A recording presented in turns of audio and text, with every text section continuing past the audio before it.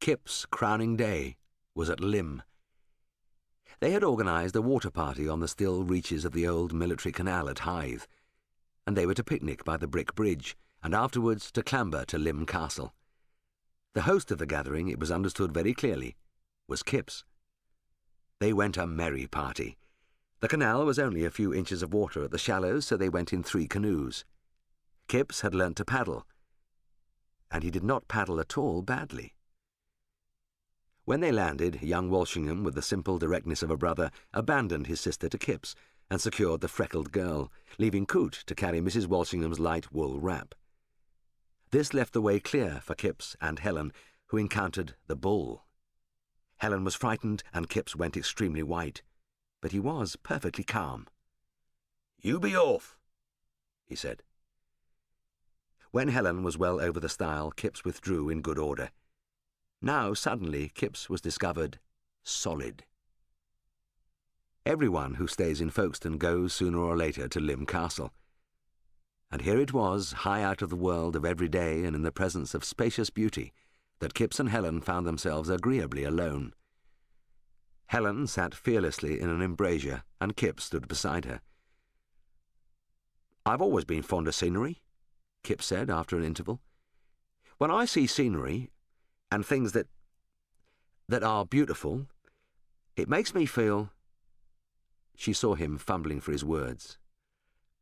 "Silly-like," he said. She took him in with her glance. "You needn't," she said. "You know, Mr. Kipps, you hold yourself too cheap." Her eyes and words smote him with amazement. "You mean," he said, "don't you hold me cheap?" She glanced up again and shook her head.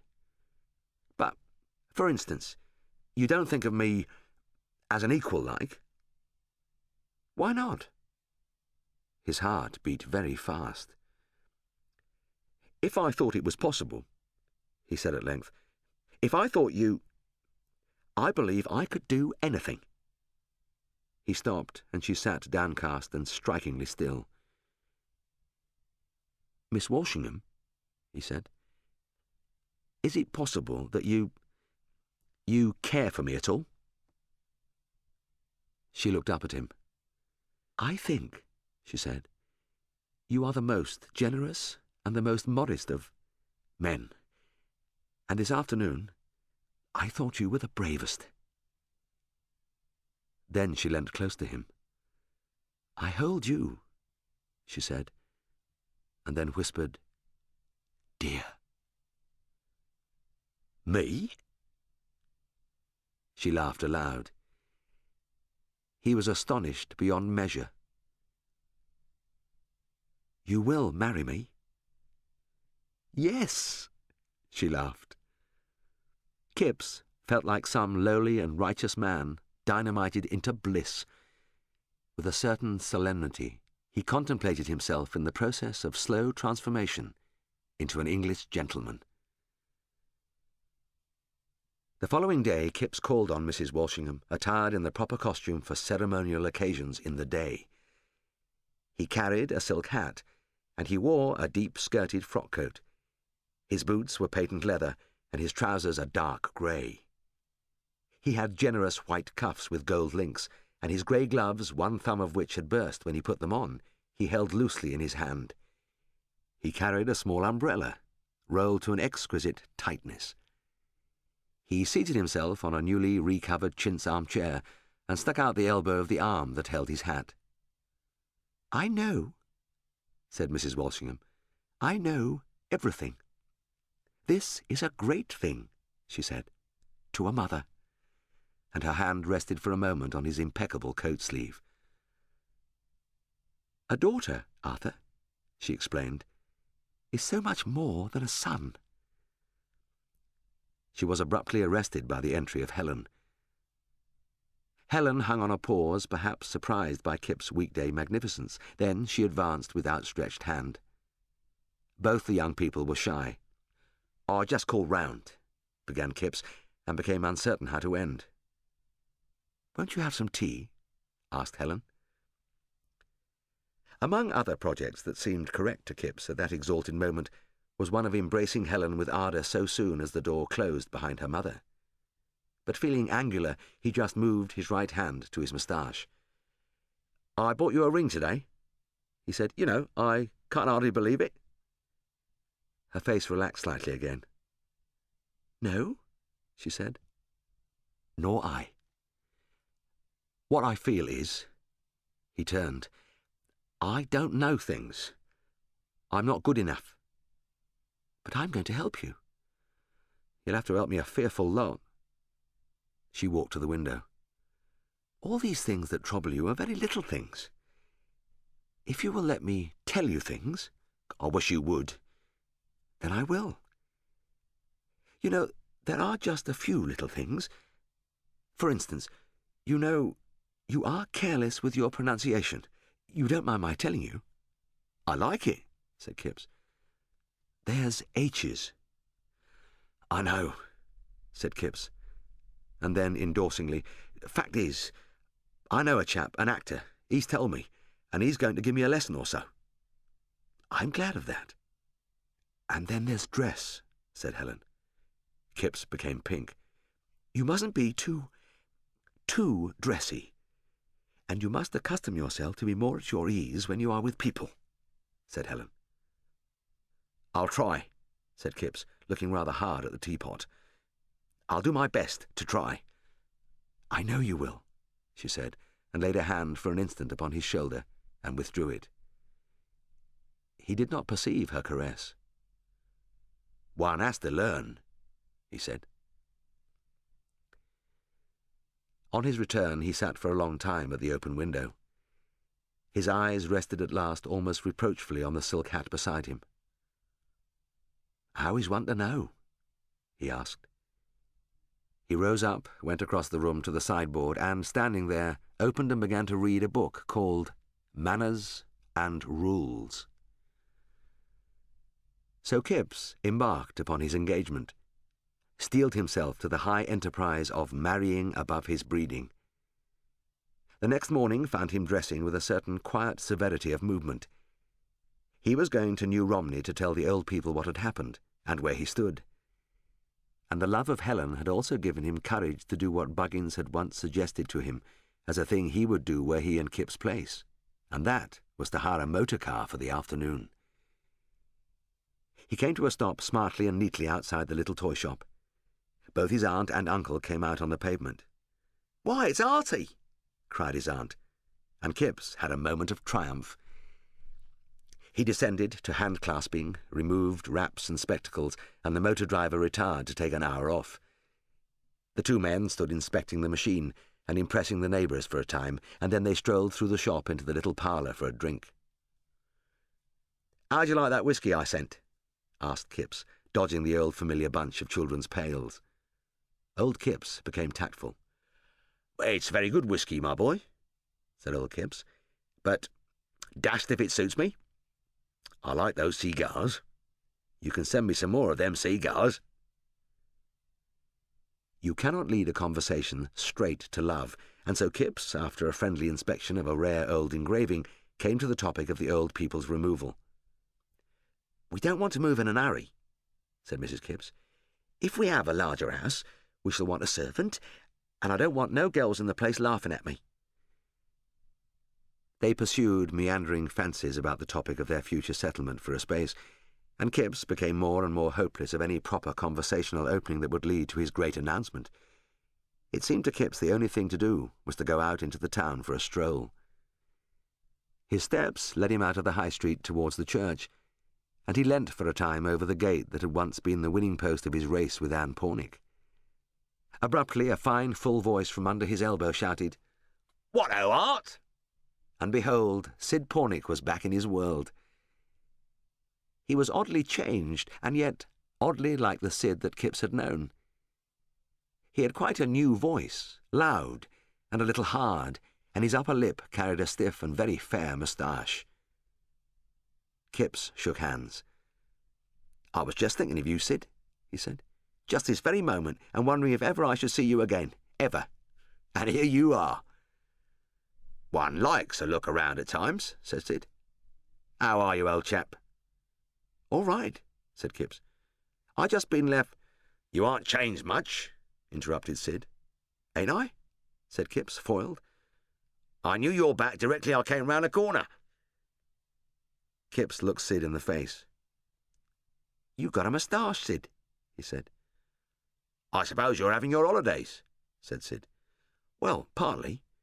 But I just been left— I'm taking a bit of a holiday, Sid went on. But the fact is, I have to give myself holidays nowadays.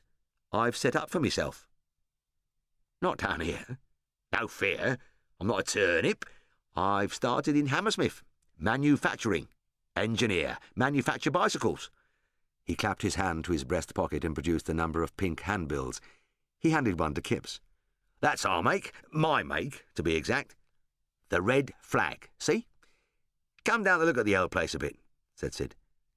Mother likes it at times. Thought you'd all gone away. What? After my father's death? No, my mother's come back and she's living at Muggett's Cottages. Suppose you ain't married, Kipps? Kipps shook his head. He began. I am, said Sid. Married these 2 years and got a nipper. Kipps got his word in at last. I got engaged day before yesterday, he said. Ah, said Sid airily. That's all right. Who's the fortunate lady? Kipps tried to speak in an offhand way. She's a solicitor's daughter, he said, in Folkestone, county family. Related to the Earl of Beaupre. Steady on, cried Sid. You see, I've had a bit of luck, Sid. Been left money.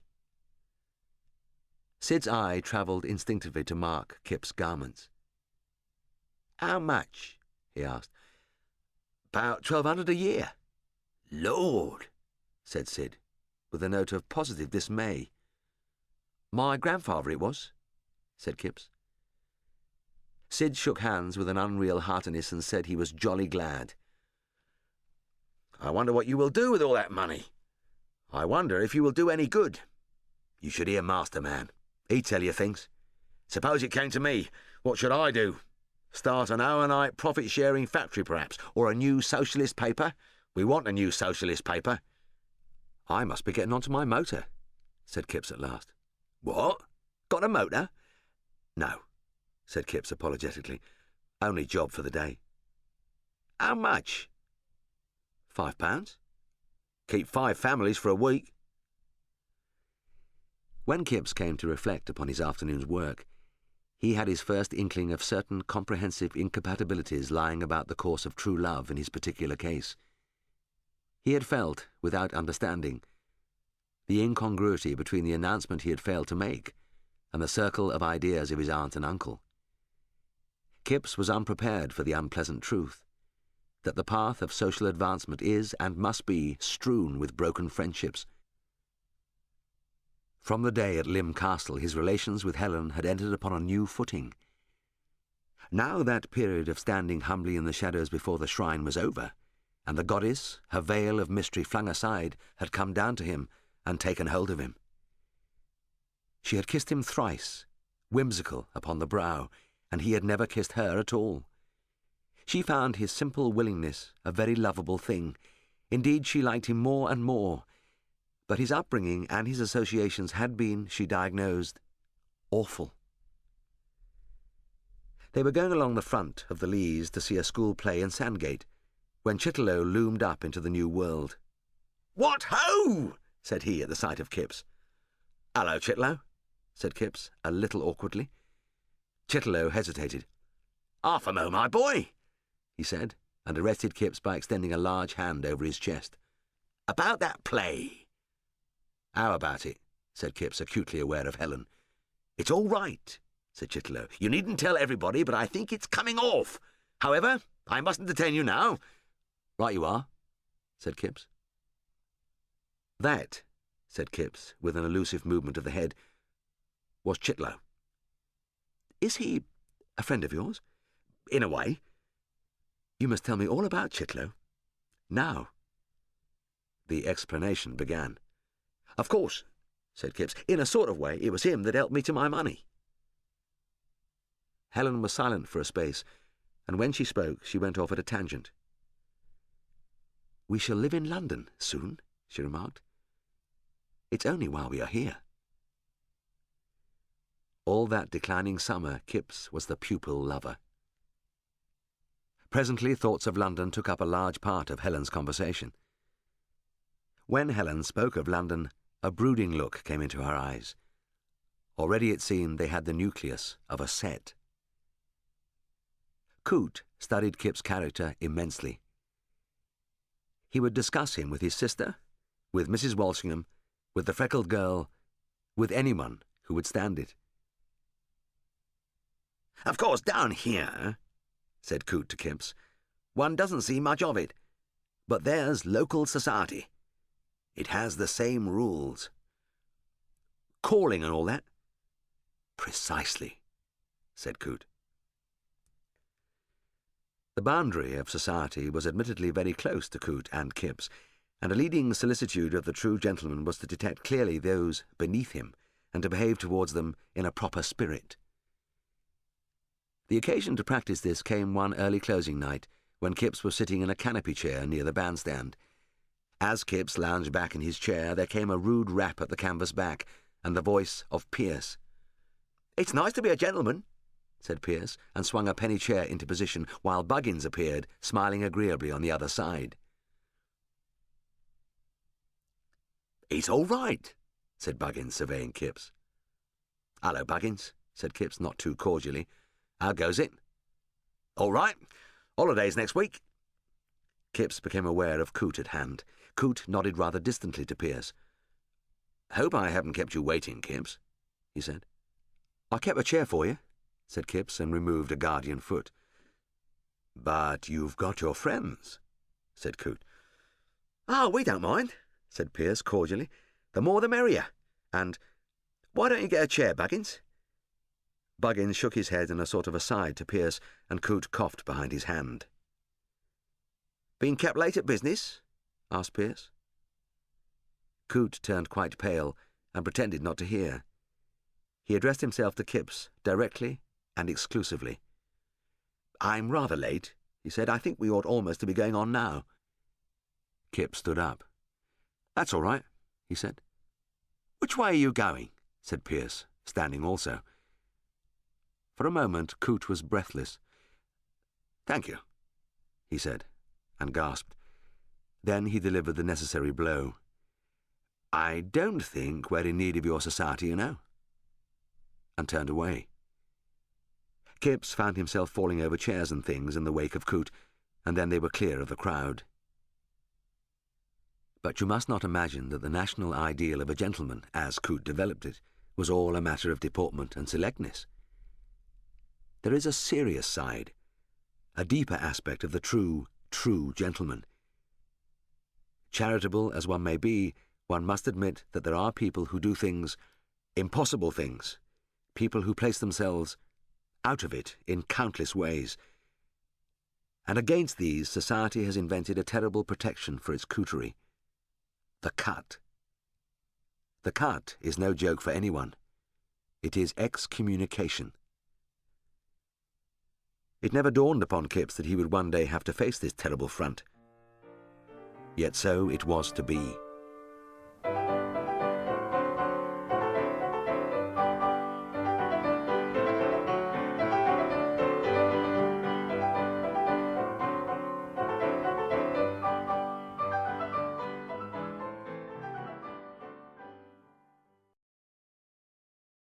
One day Kipps set out upon his newly mastered bicycle to New Romney to break the news of his engagement to his uncle and aunt. Positively. He was walking just outside New Romney when abruptly he came upon Anne Pornick. It chanced he was thinking about her at the time. He had been thinking curious things, whether, after all, the atmosphere of New Romney and the marsh had not some different, some faint, impalpable quality that was missing in the great and fashionable world of Folkestone. Here there was a homeliness, a familiarity. He thought of those bright windows of holiday that had seemed so glorious to him. The old light had been turned out. He himself was changed, and Sid was changed, terribly changed, and Anne, no doubt, was changed. He thought of her with the hair blown about her flushed cheeks as they stood together after their race. She was 7 years older and greatly altered, yet for the moment it seemed to him that she had not changed at all.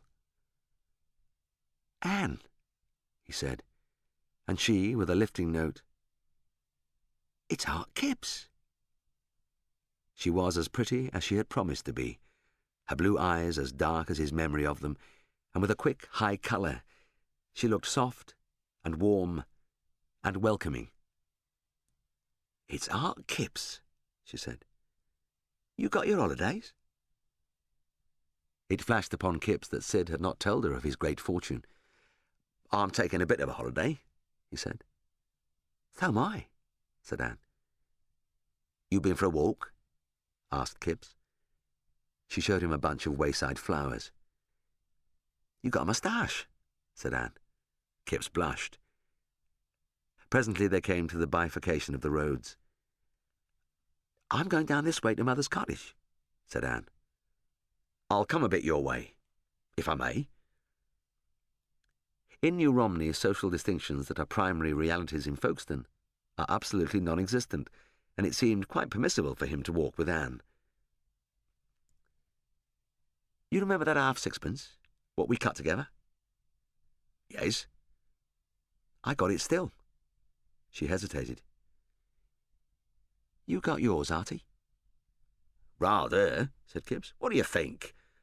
And wondered in his heart of hearts why he had never looked at that sixpence for so long. Anne smiled at him frankly. "I didn't expect you'd keep it," she said. They found themselves outside Muggett's cottages. They both hung upon the pause.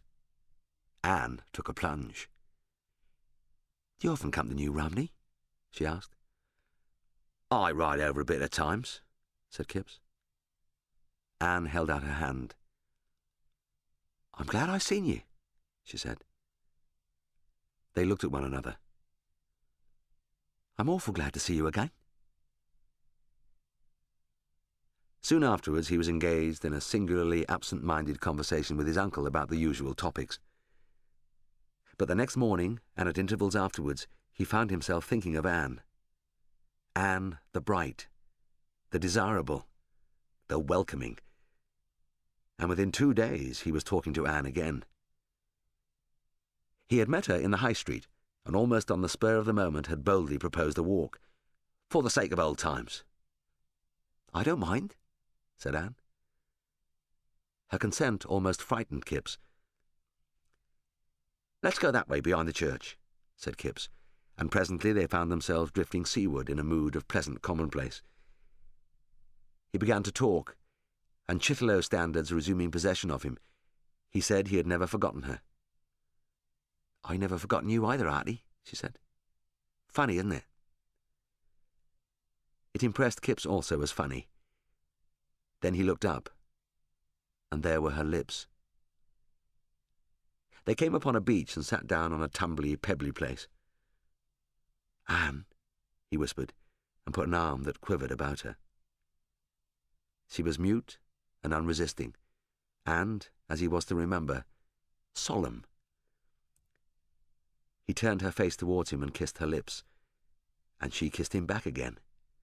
Kisses frank and tender as a child's. It was curious that in retrospect he did not find nearly the satisfaction in this infidelity he had imagined was there. It was no doubt desperately doggish to recline on the beach at Littlestone with a girl, to make love to her, and to achieve the triumph of kissing her when he was engaged to another girl at Folkestone. But somehow these two people were not girls. They were Anne and Helen. 4 days after this it was that Kipps got up late, cut his chin while shaving, kicked a slipper into his sponge bath, and said, "Dash!" The predominating trouble marched under this banner: "Mr. Kipps, Mrs. Bindon Botting, at home, Thursday, September the 16th, anagrams 4 to 6:30, RSVP. A banner that was the facsimile of a card upon his looking-glass in the room below. And in relation to this terribly significant document, things had come to pass with Helen that he would only describe in his own excessive idiom as words. He rose late, but this terrible discovery was still there. He turned to his letters. There were two. One he opened first and discovered another note. Mrs. Raymond Wace requests the pleasure of Mr. Kipps, company at dinner on Tuesday, September the 21st at 8 o'clock. R.S.V.P. With a hasty movement, Kipps turned his mind to the second letter. It was from his uncle, and ran as follows. My dear nephew, we are considerably startled by your letter, though expecting something of the sort and disposed to hope for the best. Tomorrow is bus day, and as you say, the young lady is living nearby. We shall shut up shop, for there is really nothing doing now, what with all the visitors bringing everything with them, down to their very children's pails, and say, how d'ye do to her, and give her a bit of a kiss and encouragement if we think her suitable. We wish we could have had a look at her first, but still there is not much mischief done. Your affectionate uncle, Edward George Kipps. Coming over today, said Kipps, standing helplessly with the letter in his hand. About 20 minutes after this, an outporter in Castle Hill Avenue was accosted by a young man with a pale, desperate face, an exquisitely rolled umbrella, and a heavy Gladstone bag. Carry it to the station, will you? Said the young man. I want to catch the next train to London. London was Kipps' third world. There were, no doubt, other worlds, but Kipps knew only these three. Firstly, New Romney and the Emporium, constituting his primary world, his world of origin, which also contained Anne. Secondly, the world of culture and refinement, the world of which Coote was chaperone, and into which Kipps was presently to marry. And thirdly, a world still to a large extent unexplored, London. London presented itself as a place of great grey spaces and incredible multitudes of people, centring about Charing Cross Station and the Royal Grand Hotel. His train was composed of corridor carriages, and he forgot his troubles for a time in the wonders of this modern substitute for railway compartments. The exhilaration of escape had evaporated now, and he was presented with a terrible picture of his aunt and uncle arriving at his lodgings and finding him fled. He had left a hasty message that he was called away suddenly on business, very important business, and they were to be sumptuously entertained. His immediate motive had been his passionate dread of an encounter between these excellent but unrefined old people and the Walshinghams. How to explain to them? He ought never to have written to tell them. He ought to have got married and told them afterwards. Oh, dash, said Kipps, and got up and walked back into the smoking car and began to consume cigarettes. At Charing Cross he took a cab and was pleased to note the enhanced respect of the cabman when he mentioned the Royal Grand. He went up and spent a considerable time examining the furniture of his room, but finding the figure of Anne inclined to resume possession of his mind, he got his hat and umbrella and struck out boldly across the courtyard. Then he remembered he was hungry. He would find a place to suit him. He hesitated at Farringdon Street and drifted up to St. Paul's and round the churchyard to Cheapside, but soon Kipps was getting demoralised. Each house of refreshment seemed to promise still more complicated obstacles to food. Oh, dash, said Kipps. The very next place I see, in I go. The next place was a fried fish shop in a little side street. He would have gone in, but suddenly a new scruple came to him, that he was too well dressed. He was half-minded to resort to a hansom and brave the terrors of the dining-room of the Royal Grand, when the only person he knew in London appeared, as the only person one does know will do in London, and slapped him on the shoulder. "Hello, Kipps!" cried Sid. "Spending the millions?" Kipps turned, and was glad to perceive no lingering vestige of chagrin. So he made amiable noises. "I've just been up this way," Sid explained, "buying in a second-hand namelling stove. I'm going to namel myself." "Law," said Kipps. "What brings you up?" "Just a bit of a change," he said. "Come down to my little show. I got someone I'd like to see talking to you." "Well," he said, "fact is," he explained, "I was just looking round to get a bit of lunch." "That's all right. You can't get anything to eat here about. It's a chap named Masterman. Do you know Ender Good?" Kipps found Sid's shop a practical-looking establishment, stocked with the most remarkable collection of bicycles. "Fanny," Sid shouted, "here's Art Kipps." A bright young woman of 5 or 26 in a pink print appeared. Meanwhile, Sid vanished to draw the beer and returned with 2 glasses for himself and Kipps. "Drink that," said Sid. And Kipps felt all the better for it. "I give Mr. Masterman his upstairs an hour ago," said Mrs. Sid. "I didn't think you ought to wait." A rapid succession of brisk movements on the part of everyone, and they were all 4 at dinner, the 4th person being Master Walt Whitman Pornick, a cheerful young gentleman of 1½ There were no serviettes and less ceremony, and Kipps thought he had never enjoyed a meal so much. "Drink more beer, Art?" "Right you are, old man." When Sid repeated his invitation to come and see Masterman, Kipps said he didn't mind if he did, and the 2 went upstairs. "Masterman's a rare one," said Sid. "You should hear him speak at a meeting. If he's in form, that is."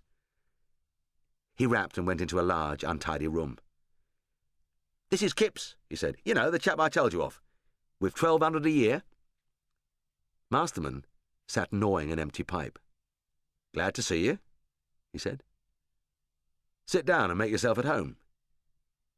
Will you smoke?" Kipps said he would and produced his store. He was about to take one, and then, with a civil afterthought, handed the packet first to Masterman and Sid. "And how does it feel to have 1,200 a year?" asked Masterman. "It's rum," confided Kipps. "It feels juiced rum. It takes a bit of getting into." Masterman smoked and regarded Kipps. "I expect it does," he said presently. "And has it made you perfectly happy?" he asked abruptly. "It did at first, yes. But you got used to it. How long, for example, did the real delirious excitement last?" "Oh, that? Perhaps a week," said Kipps. Masterman nodded his head. "That's what discourages me from amassing wealth," he said to Sid. "It doesn't last." "Lord! Doesn't it worry you?" "It's a bit worrying at times. Things happen." "Going to marry?" "Yes." "Lady, I guess, of a superior social position?" "Rather," said Kipps. "Cousin to the Earl of Beaupre." Masterman readjusted his long body. "I doubt," he said, flicking cigarette ash into the atmosphere, "if any great gain or loss of money does, as things are at present, make more than the slightest difference in one's happiness." Sid began to speak from the bed. "Well, that's all very well, Masterman," he said, "but after all, money is power, you know. You can do all sorts of things." "I'm talking of happiness," said Masterman. "You can do all sorts of things with a loaded gun in the Hammersmith Broadway, but nothing, practically, that will make you or anyone else very happy. Power's a different matter altogether. As for happiness, you want a world in order before money or property or any of those things have any real value, and this world, I tell you, is hopelessly out of joint. This society we live in is ill. It's a fractious, feverish invalid, gouty, greedy, ill-nourished. That's my position, and that's the knowledge you'll come to.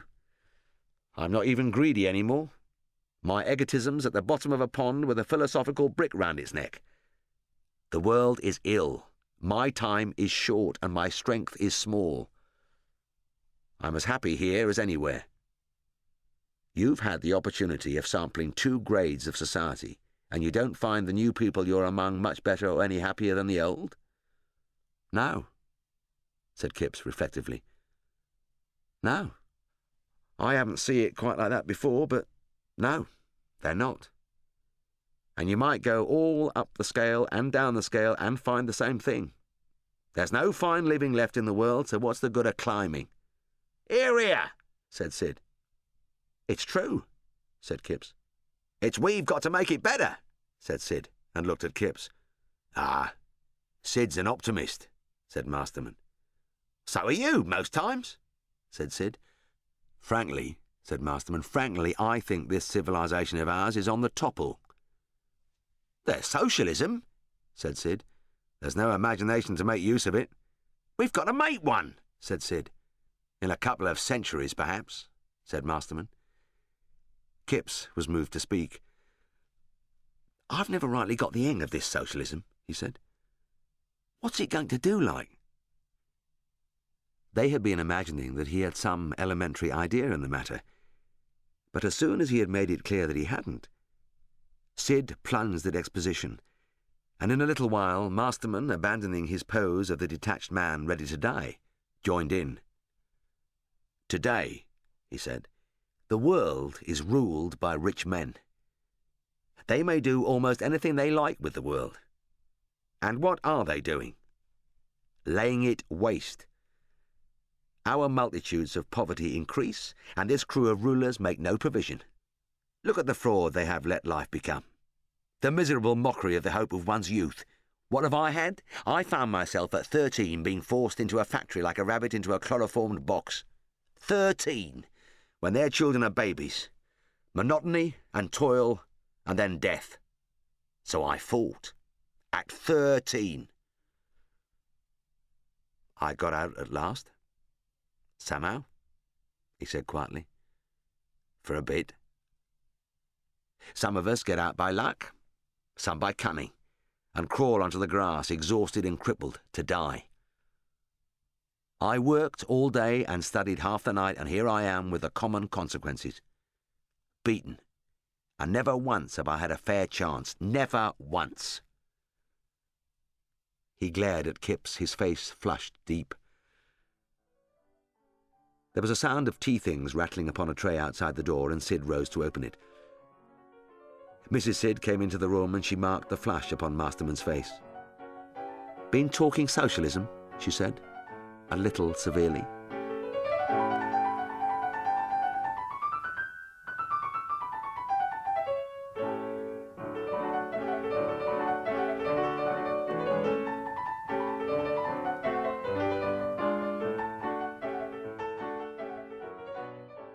"6 o'clock that day found Kipps drifting eastward along the southward margin of Rotten Row. Presently he perceived that he would like to sit down. A green chair tempted him. He thought intently for a space. The world seemed a very solid and prosperous concern just here, and well out of reach of Masterman's dying clutch, and yet... His mind turned to a far more important matter. Just at the end, Sid had said to him, "Seen Anne?" And as he was about to answer, "You'll see a bit more of her now. She's got a place in Folkestone." Anne. One might run against her any day. Life had developed a new complication. Kipps endured splendour at the Royal Grand Hotel for 3 nights and days, and then he retreated in disorder. Submission to inexorable fate took Kipps to the anagram tea.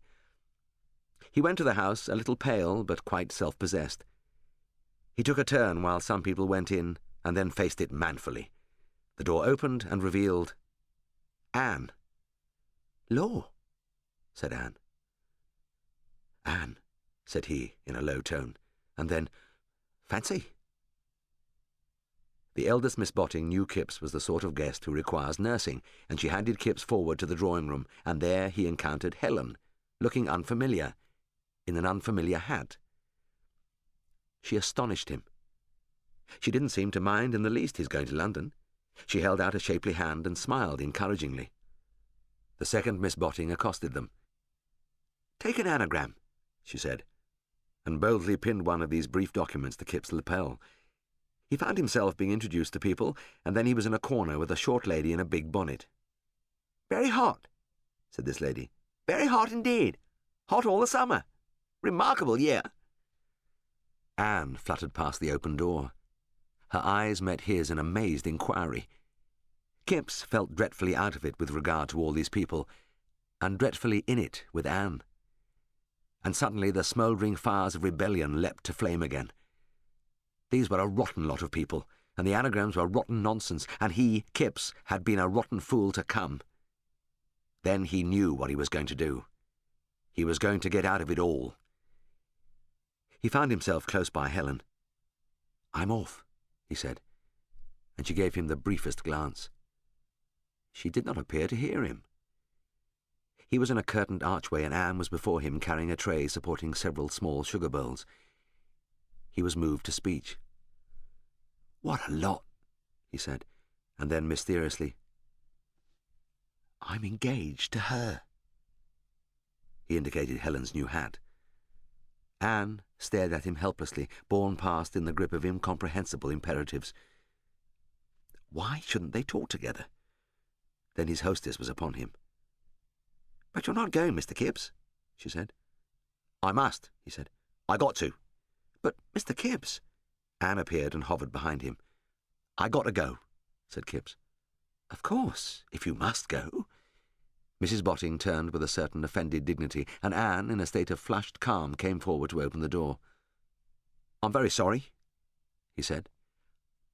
"I'm very sorry," half to his hostess and half to her, and was swept past her by superior social forces. 5 days later, Kipps was sitting dressed for Mrs. Wace's dinner half an hour before it was time to start, waiting until Coote should come to take him round. That afternoon he had had a serious talk with Helen. He had tried to express something of the change of heart that had happened to him. "I don't like all this society," he had said. "But you must see people," said Helen. "Yes, but it's the sort of people you see."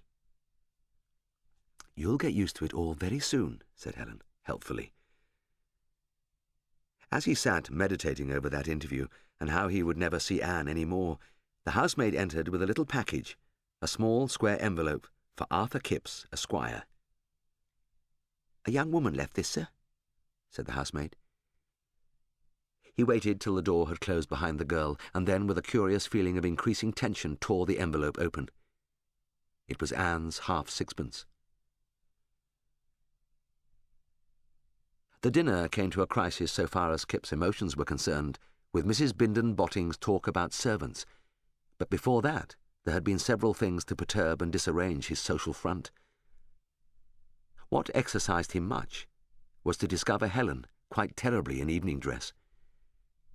The young lady had let her imagination rove Londonward, and this costume was perhaps an anticipation of that clever little flat which was to become the centre of so delightful a literary and artistic set. Helen was a quite beautiful human figure, but to Kipps her appearance was the last release. With that she had become incredible as a wife and mate. To Kipps Helen had once supplied a delicately beautiful dream, a thing of romance and unsubstantial mystery. But the last thin wreath of glamour about her was dispelled. Yet he had to go through with the thing as a gentleman should. But he was sacrificing Anne. He wouldn't stand this sort of thing, whatever else he stood. He should put his foot down firmly. He found these thoughts battling with certain conversational aggression from Mrs. Wace, and then Revel arrived and took the centre of the stage. The author of that brilliant romance, Red Hearts A-Beating, was a less imposing man than Kipps had anticipated, but he speedily effaced that disappointment by his predominating manners.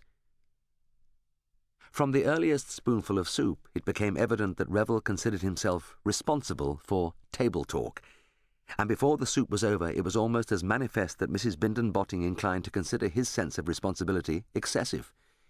She made several ineffectual snatches at the general attention, but then Revel drifted towards a topic she regarded as particularly her own, the ordering of households. "My last girl, before I can get a cook, my hard-won housemaid," she paused, "has chucked it. Everything merry as a marriage bell, until my anagram tea."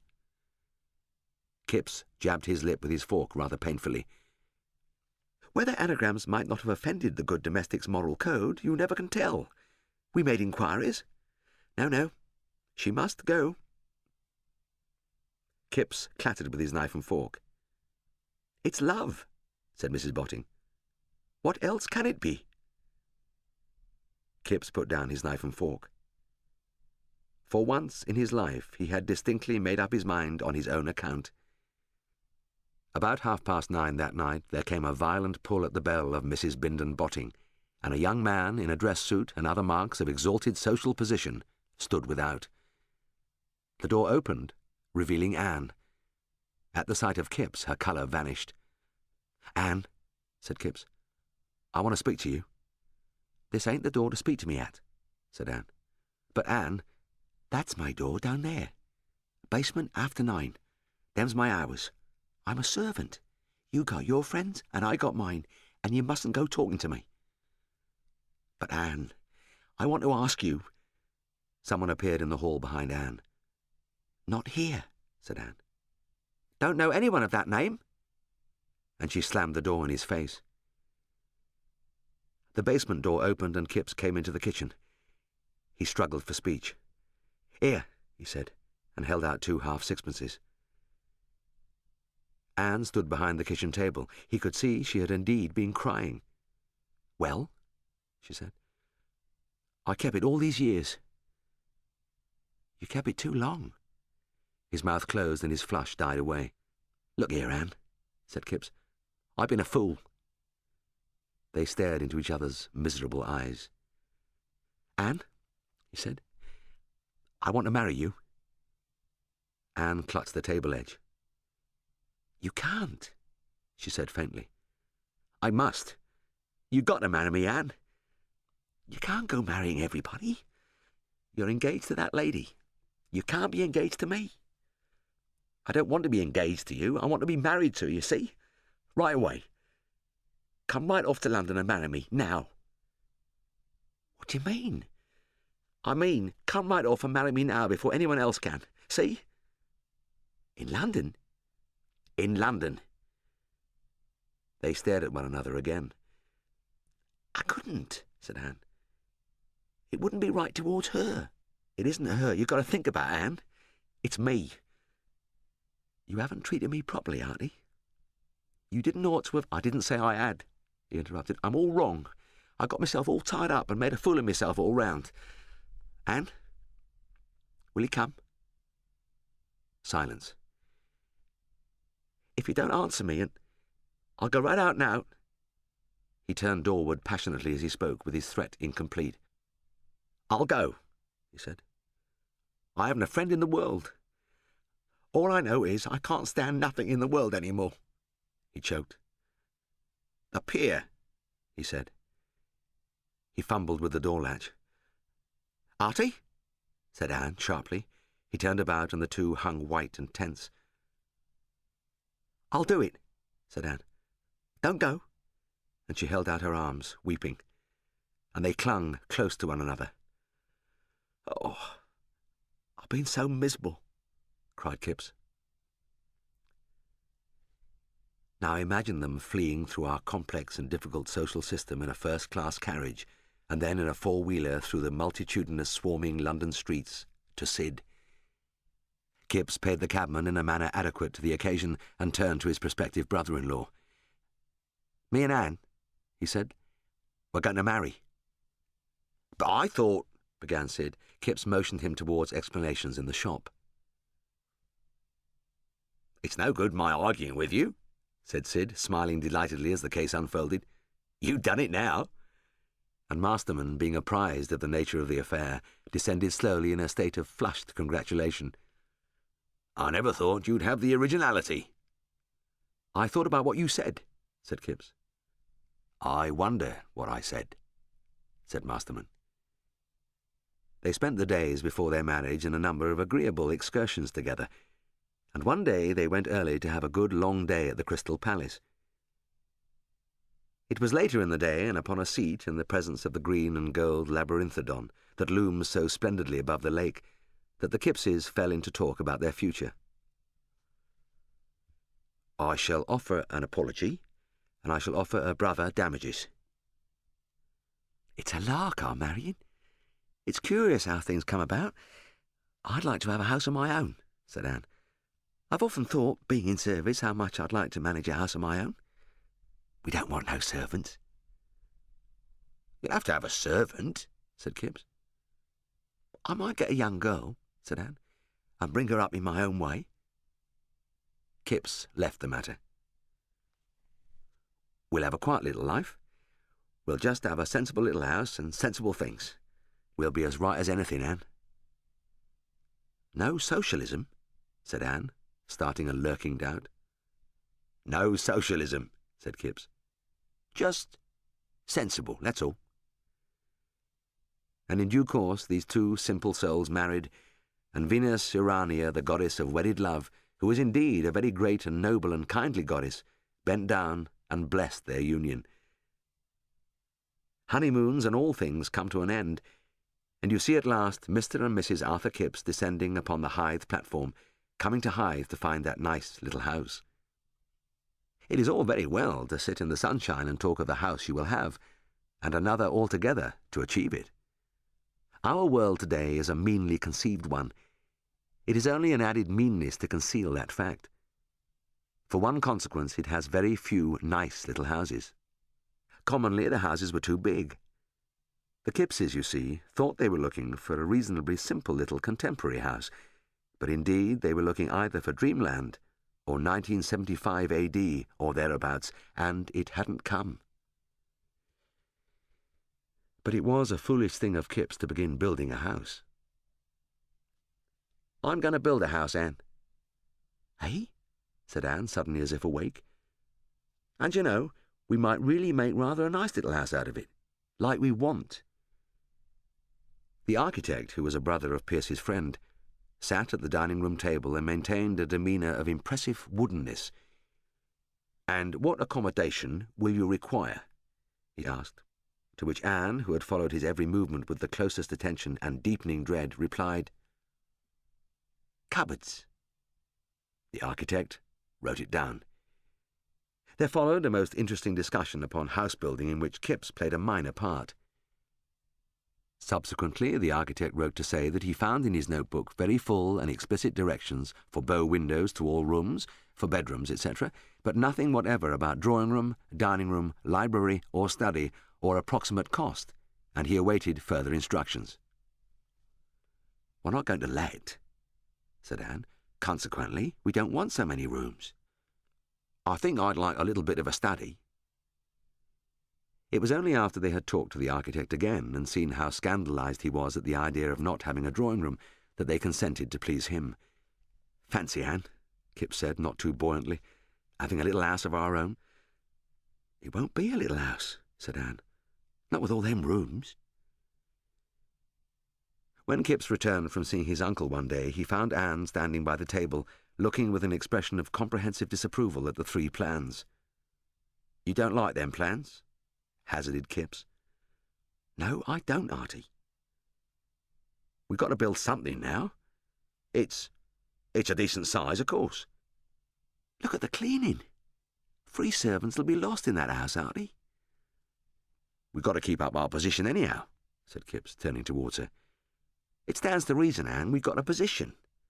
You wouldn't have me ashamed. I won't have that young Walshingham, for instance, sneering and sniffing at me. Nor Coote neither." Silence and the rustle of plans. He looked up and saw Anne's eyes bright with tears. "We'll have the big house," said Anne, with a gulp. And soon Kipps became the joyless owner of a freehold plot of 3/8 of an acre and watched the turf being wheeled away from the site that should one day be his home.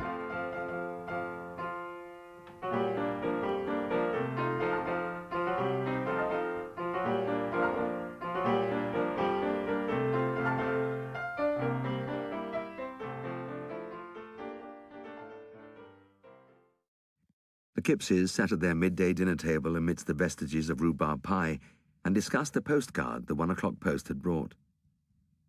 "Unavoidably prevented from seeing me today," he says. "I like his cheek. After I give him his start and everything." "He certainly treats you a bit offhand," said Anne. Kipps gave vent to his dislike of young Walshingham. "He's getting a bit too big for his britches," he said. When Kipps got outside the house, taking a short walk, everything looked so wet under the drive of the southwester that he abandoned the prospect of the clay lanes towards Newington altogether and turned east to Folkestone. He decided to turn down by the Harvey Monument and escape through Clifton Gardens towards the hills, and thereby he came upon Coote. At the sight of him, Coote started visibly. Then a sort of rigor vitae passed through his frame. His eyes fixed themselves on the horizon and glazed. He went by, and Kipps staggered on into a universe of dead cats and dust heaps, rind and ashes. Cut. He deserved it. He had let a girl down. He was an outcast. What a chance he had had. He saw himself and Anne living out their shameful lives in this great, crazy place, with everybody laughing secretly at them. In the small hours, Kipps lay awake, at the nadir of unhappiness, and came near groaning. He saw life as an extraordinarily desolating muddle. Then he became aware of something irregular in Anne's breathing. He listened. She was awake, and quietly and privately sobbing. He hardened his heart. Resolutely he hardened his heart. And presently Anne lay still. The stupid little tragedies of these clipped and limited lives. Next morning came a remarkable telegram from Folkestone. "Please come at once. Urgent. Walsingham," said the telegram, and Kipps, after an agitated but still ample breakfast, departed. When he returned, his face was very white, and his countenance disordered. "Well?" said Anne, not looking up and working a little faster. "He's gone." Anne looked up sharply. "Who's gone?" "Young Walsingham. I saw her, and she told me." "Gone? What do you mean?" "Cleared out. Gone off for good. He's been speculating. He speculated our money, and he speculated their money, and now he's took his hook. That's all about it, Anne." "You mean—" "I mean he's off, and our 24,000's off too. And here we are, smashed up." Anne had no vocabulary for such an occasion. "Oh, Lord," she said, and sat still. "You mean we ain't got nothing left, Artie?" "Not a penny. Not a blooming penny, Anne." "But what are we going to do, Artie?" "I'm going to bang about," he said, "if I ain't precious careful." "You saw her, you say?" "Yes." "What did she say?" "Exactly," said Anne. "Told me to see a solicitor." "It's my fault," she said. "Ought to have warned you. Only under the circumstances it was a little difficult." "Oh, been?" "Yes. What I took my business away from to give to young Walsingham." "What did he say?" "He was a bit offhand at first. He couldn't tell me anything till he knew the facts. We've got to begin again. Ow! We've been caught. Gold. Gold!" Anne looked at him with tear-dimmed eyes. "You better do what's good for you, Artie," she said. "I'll be best cleaning." "I better go for a walk," said Kipps. And presently our poor, exploded Kipps was marching out to bear his sudden misery. He came back long after dark, and Anne met him in the passage. "Where you been, Artie?" she asked, with a strained note in her voice.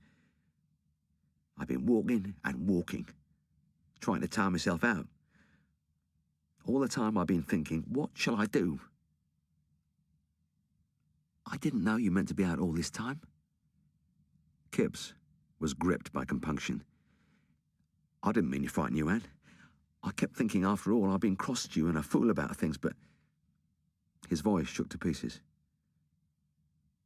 "We have been happy, Anne. Somehow. Together." And with that he and then she fell into a passion of weeping. They clung very tightly together, closer than they'd ever been since the first brightness of their married days turned to the grey of common life again. Kipps returned from his second interview with Mr. Bean in a state of strange excitement. "Anne!" he shouted in an unusual note. "Anne!" Anne replied distantly.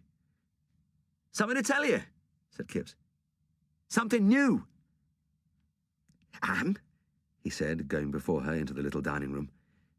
"Very likely, Anne, O'Bean says, we shall have over £1,000. Anne stared and said nothing, only went a shade whiter. She came near flopping. She fell into his arms. "Artie?" She got to at last and began to weep. "It alters everything," said Anne. "I've been thinking that, Anne, all the way home. What we've been doing for the old people, we can go on doing, almost as much. And your mother. I wanted to holler coming along." "Oh, I am glad we can stop here and be comfortable a bit," said Anne. "I am glad for that." "We must start a sort of shop," said Kipps, whose imagination had been working. "It'll have to be a shop." "Drapery?" said Anne. "You want such a lot of capital for the drapery." "I thought of something else, Anne," he said. "You see, I've always thought of a little bookshop. It isn't like the drapery, having to be learned." "You don't know much about books, do you, Artie?" "You don't want to. One book's very like another, after all. What is it? Something to read and done with. And I read an advertisement the other day. I've been asking Mr. Bean. It said £500. "What did?" "Branches," said Kipps. The remarkable advertisement which had fired Kipps' imagination aroused the profoundest scepticism in the mind of Mr. Bean. Mr. Bean would not let Kipps sink his capital in shares in this projected company that was to make all things new in the world of books.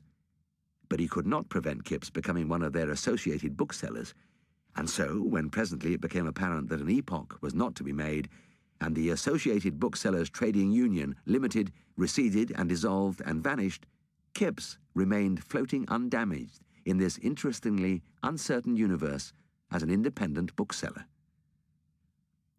Amidst all this bustle and interest, all this going to and fro before they moved in to the High Street, came the great crisis that hung over the Kippses, and one morning in the small hours, Anne's child was born. Kipps was coming to manhood swiftly now. He came suddenly upon the master thing in life: birth.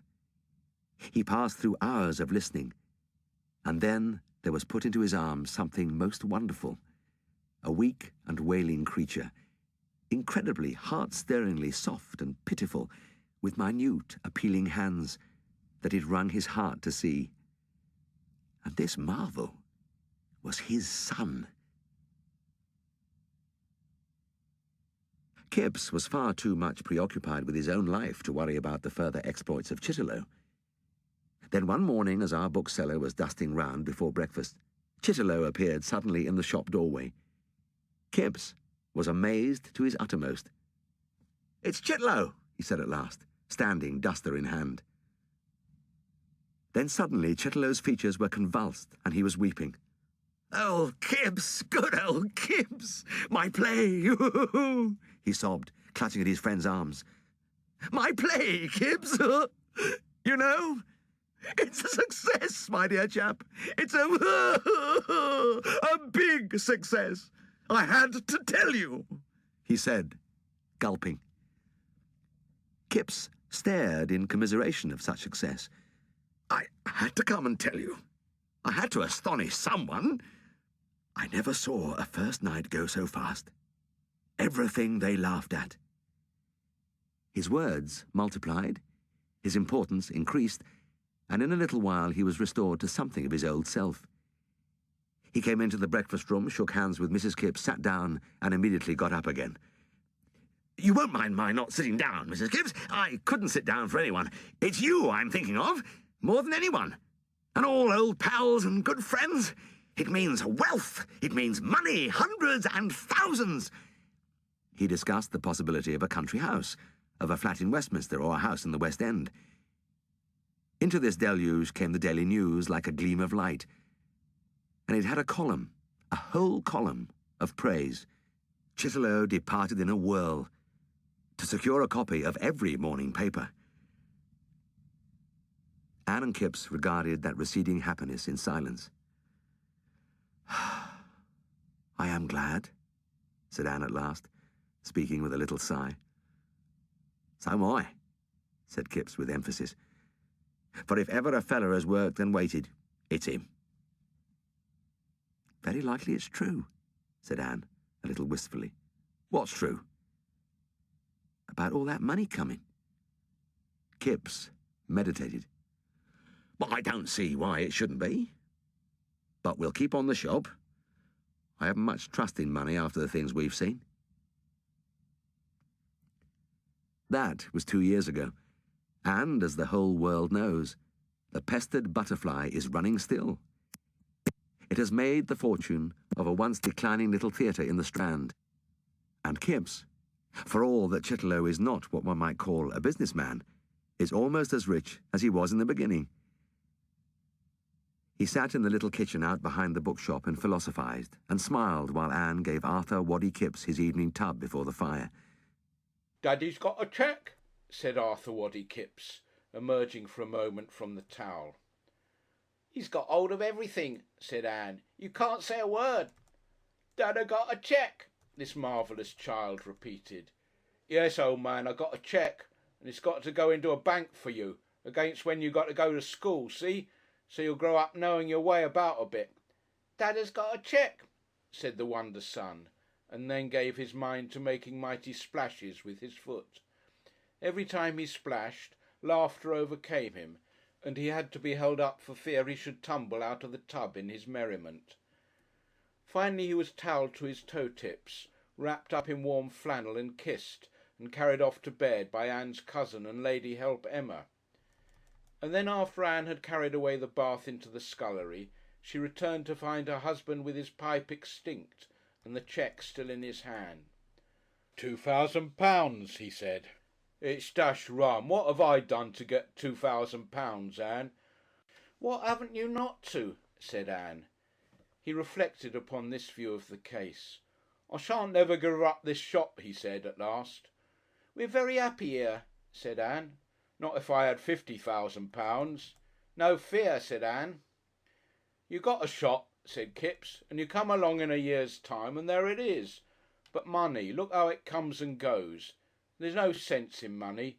You may kill yourself trying to get it, and then it comes when you aren't looking. There's my original money. Where is it now? Gone. And it's took young Walshingham with it, and he's gone too. It's like playing skittles. Long comes the ball, right and left you fly, and there it is rolling away, and not changed a bit. No sense in it. He's gone, and she's gone off with that chap Revel, that sat with me at dinner. Married man, and Chitlow rich. Lor', what a fine place that Garrick Club is, to be sure, where I had lunch with him. Better than any hotel. Footmen in powder they got. Not waiters, Anne, footmen. He's rich and me rich in a sort of way. Don't see much sense in it, Anne, however you look at it." He shook his head. "I know one thing," said Kipps. "What?" "I'm going to put in it just as many different banks as I can, see? 50 here, 50 there. Deposit. I'm not going to invest it. No fear." "It's only throwing money away," said Anne. "I've half a mind to bury some of it under the shop. Only I expect one would always be coming down at nights to make sure it was there. I don't seem to trust anyone. Not with money." He put the cheque on the table corner and smiled and tapped his pipe on the grate, with his eyes on that wonderful document. "S'pose old Bean started off," he reflected. "One thing is, he is a bit lame." "He wouldn't," said Ann. "Not him. I was only joking like." He stood up, put his pipe among the candlesticks on the mantel, took up the cheque and began folding it carefully to put it back in his pocket book. A little bell jangled. "Shop," said Kipps. "That's right. Keep a shop and the shop'll keep you. That's how I look at it, Ann." He drove his pocket book securely into his breast pocket before he opened the living room door. But whether indeed it is the bookshop that keeps Kipps, or whether it is Kipps who keeps the bookshop, is just one of those commercial mysteries people of my unarithmetical temperament are never able to solve. They do very well, the dears, anyhow, thank heaven. The bookshop of Kipps is on the left-hand side of the Hythe High Street, coming from Folkestone, between the yard of the livery stable and the shop window full of old silver and such like things. It is quite easy to find, and there you may see him for yourself and speak to him and buy this book of him if you like. He has it in stock, I know. Very delicately I've seen to that. His name is not Kipps, of course, you must understand that, but everything else is exactly as I have told you. You can talk to him about books, about politics, about going to Boulogne, about life and the ups and downs of life, perhaps he will quote you Buggins, from whom, by the by, one can now buy everything a gentleman's wardrobe should contain at the little shop in Rendezvous Street, Folkestone. If you're fortunate to find Kipps in a good mood, he may even let you know how he inherited a fortune once. "Run from it," he'll say with a not unhappy smile. "Got another afterwards, speculating in plays. Needn't keep this shop if I didn't like, but it's something to do."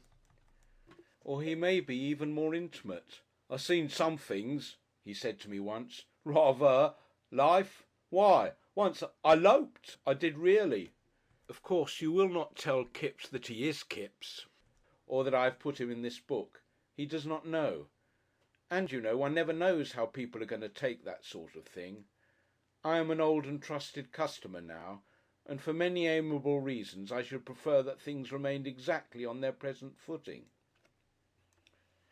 8. One early closing evening in July they left the baby to the servant cousin, and Kipps took Ann for a row on the Hythe Canal. It was a glorious evening, and the sun set in a mighty blaze and left a world warm and very still. The twilight came, and there was the water shining bright, and the sky a deepening blue, and the great trees that dipped their boughs towards the water, exactly as it had been when he had paddled home with Helen, when her eyes had seemed to him like dusky stars. He had ceased from rowing and rested on his oars, and suddenly he was touched by the wonder of life. The strangeness that is a present stood again by his side. Out of the darknesses beneath the shallow weedy stream of his being rose a question that looked up dimly and never reached the surface. It was the question of the wonder of the beauty, the purposeless, inconsecutive beauty that falls so strangely among the happenings and memories of life. It never reached the surface of his mind, it never took to itself substance or form. It looked up merely as the phantom of a face might look, out of deep waters, and sank again into nothingness. "Artie," said Ann. He woke up and pulled a stroke. "What?" he said. "Penny for your thoughts, Artie." He considered. "I really don't think I was thinking of anything," he said at last with a smile. "No." He still rested on his oars. "I expect," he said, "I was thinking just what a rum go everything is. I expect it was something like that. Queer old Artie, ain't I? I don't suppose there ever was a chap quite like me before." He reflected for just another minute. "Oh, I dunno," he said, and roused himself to pull.